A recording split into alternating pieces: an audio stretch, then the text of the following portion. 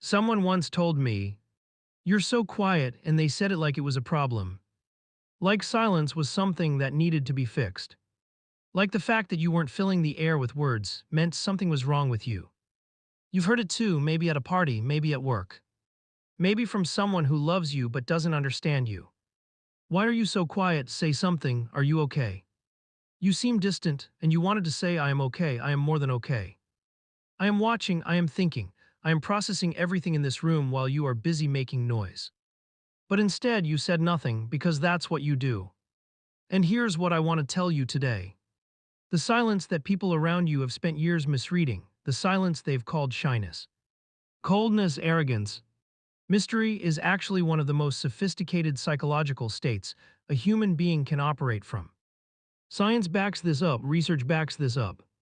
And by the end of this video, you're going to understand something about yourself or about someone you love that changes how you see it forever. Let's go. Part 1. The world got silence wrong. We live in a world that rewards noise. The loudest person in the meeting gets the most attention. The most talkative person at the party gets called charismatic. The one who speaks first, speaks fastest, speaks most, they're the ones culture has decided are confident, interesting, worth listening to. And somewhere along the way, silence got labeled as the opposite of all those things. Shy, antisocial, boring, unfriendly, suspicious. But here's what the research actually shows. A study published in the journal Psychological Science found that people consistently overestimate the intelligence of those who speak more and underestimate the intelligence of those who speak less. Not because quiet people are less intelligent, but because we have trained ourselves to equate verbal output with mental output. They are not the same thing. In fact, some of the most cognitively complex processing happens in silence. The brain, when not occupied with producing language, shifts into what neuroscientists call the default mode network, a state of deep internal processing where connections are made, patterns are recognized, and insights are generated. In other words, when quiet people go silent, their brain is not off. It is running at full capacity, just inward. Part 2. 7 types of quiet. Here is something most people don't realize. Not all quiet is the same. There are at least 7 distinct psychological reasons why a person might not talk much. And confusing them, treating all silence as the same, is one of the most common mistakes people make when trying to understand the quiet person in their life. The first type is the thinker. This person is quiet because they are processing. Every word they say has been considered, weighed, evaluated. They don't speak until they have something worth saying. And when they do speak, people stop and listen. The thinker's silence is not absence. It's preparation. The second type is the observer. This person is collecting information. While everyone else is busy talking, they are watching, reading body language, noticing contradictions between what people say and what they do, building a complete picture of the room before they decide how to engage. The observer knows things about the people around them that those people have never consciously revealed, because they were paying attention when nobody else was. The third type is the protector. This person has learned, usually through experience, that words can be used against you. That openness invites criticism, that vulnerability gets punished. They are not quiet because they have nothing to say. They are quiet because they have learned that saying it carries risk. Their silence is a wall, and behind that wall is a person with a rich, complex inner world that almost nobody ever gets to see. The fourth type is the overwhelmed. Social interaction requires enormous cognitive and emotional energy for some people. The noise, the stimulation, the unwritten social rules, it's a lot to process simultaneously. Their quiet is not disengagement, it is energy management. They are preserving the resources they need to function, because engaging at the level others expect would completely drain them. The fifth type is the wise one. These are the people who have simply learned, through years and sometimes decades of observation, that most of what gets said in most conversations doesn't actually need to be said. They have developed what psychologists call verbal economy, the understanding that silence often communicates more than words. That restraint is a form of power, that the person who speaks least in a negotiation, in a conflict, in a tense moment, often holds the most control. The sixth type is the deeply feeling. Paradoxically, some of the quietest people are the ones who feel the most. Their silence is not emotional flatness, it is the opposite. They feel things so intensely, so precisely, that language feels inadequate. Words seem too small for what's happening inside them. And rather than reduce the experience to something that fits in a sentence, they stay quiet and hold the full weight of it. The seventh type is the healer. This person is quiet because they are fully present with you. They are not planning their next response while you're talking. They are not half listening while composing a story to tell next. They are just there completely, and that quality of presence is something people feel even when they can't name it. It's why strangers sometimes open up to quiet people in ways they never open up to the loudest person in the room. Part 3: What silence actually reveals. Now let's go deeper. Because silence, real, deliberate, chosen silence, reveals something about a person that constant talking never can. It reveals self-containment. The person who does not need to fill every moment with words has something rare in today's world: a comfortable relationship with their own interior. They are not afraid of their own thoughts. They do not need external stimulus to feel okay. This is called psychological autonomy, the ability to exist with yourself.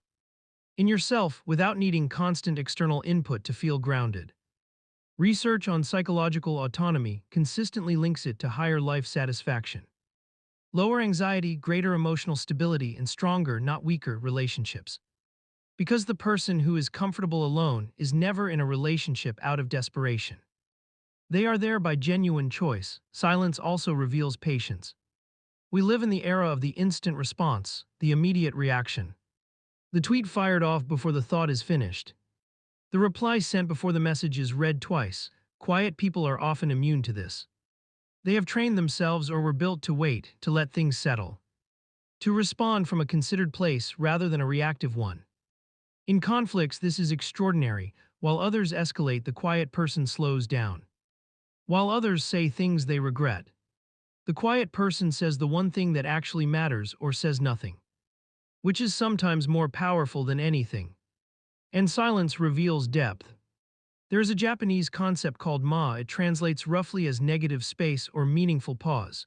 In Japanese culture, silence in conversation is not awkward. It is not a gap to be filled.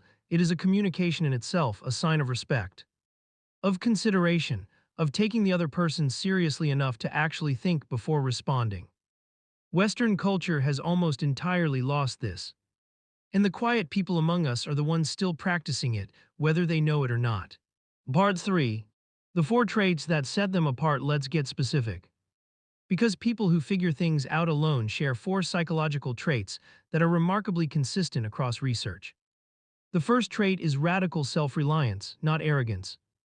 Not the belief that they're better than everyone, but a deep, bone-level certainty that if something needs to be done, they can find a way to do it. This is what psychologists call internal locus of control.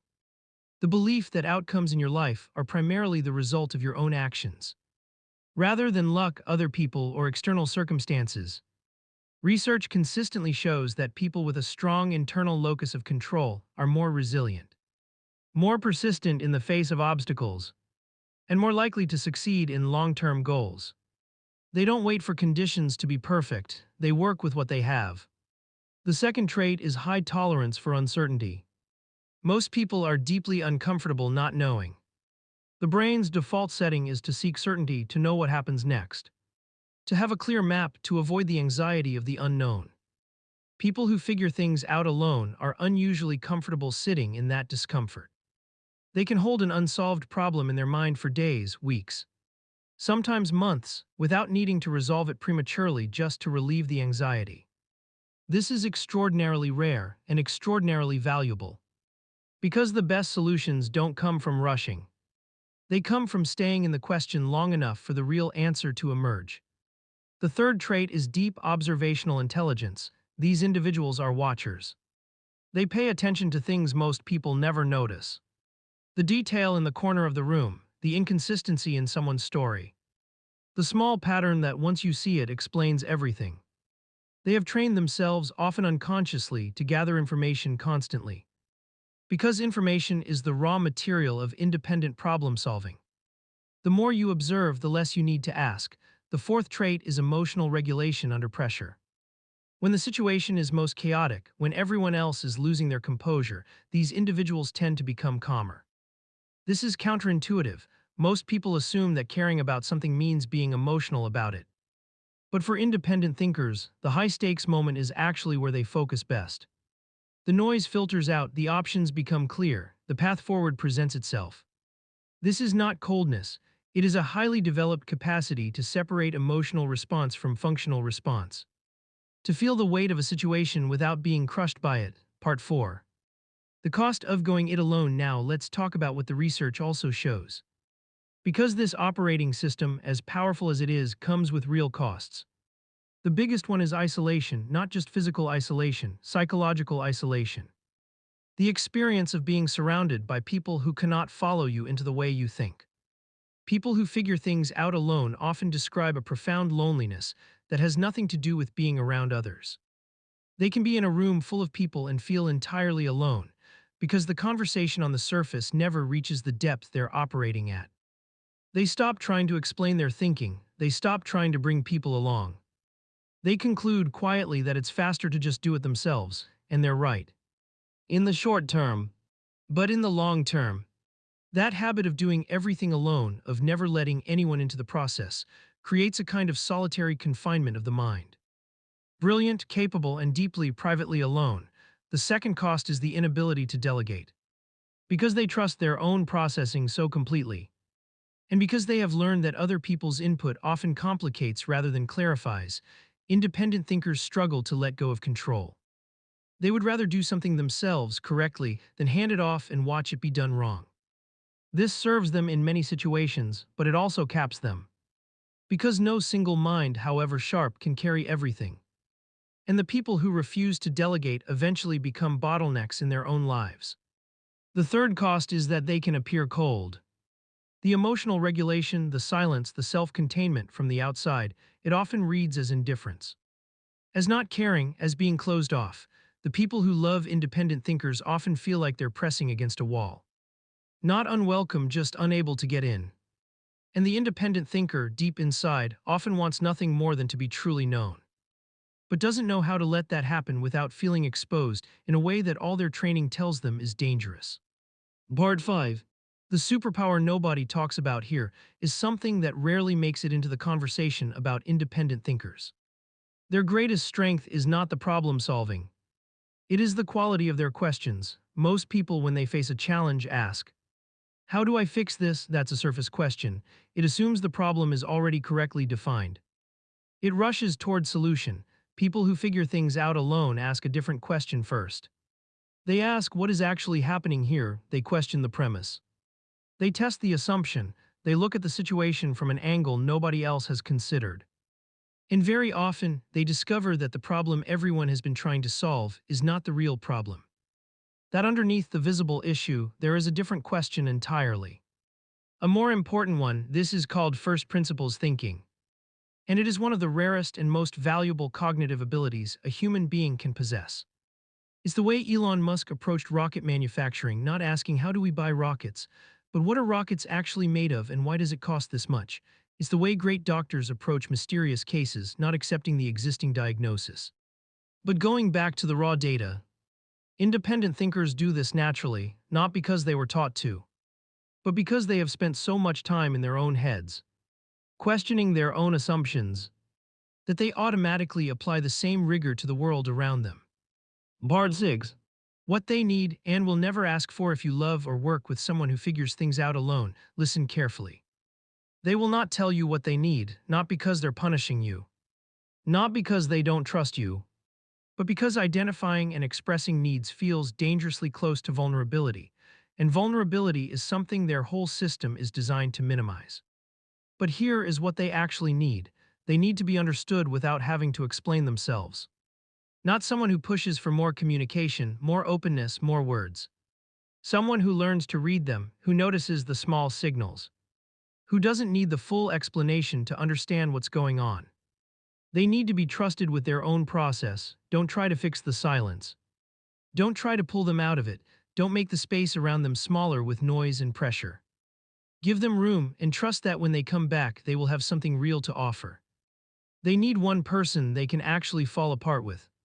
Because underneath the independence, underneath the self-reliance and the competence and the emotional regulation, there is a person who is tired. who has been carrying their own weight for so long they've forgotten what it feels like to put it down. They don't need many people, they don't even need several people, they need one. One person who sees through the capable exterior to the actual human inside. One person with whom the performance of self-sufficiency is allowed to stop. That person for the independent thinker is everything. Outro here is what I want to leave you with. Figuring things out alone is not a flaw. It is not a symptom, it is not something that needs to be fixed. It is a genuine and remarkable way of being in the world. It produces clarity where others find confusion. It produces solutions where others find only problems. It produces a kind of quiet strength that, in the moments that matter most, everyone is deeply grateful for. But strength and isolation are not the same thing. And the most evolved version of the person who figures things out alone is not the one who needs nobody. It's the one who has learned slowly, imperfectly, with great difficulty, that letting one person in doesn't make them weaker. It makes them whole. If you recognized yourself in this video, share it with someone who might finally understand you a little better. If you recognize someone you love, show it to them. It might be the closest thing to I see you that they've ever received. Subscribe for more psychology content every week. Until next time, keep thinking, keep questioning, and every once in a while let someone in.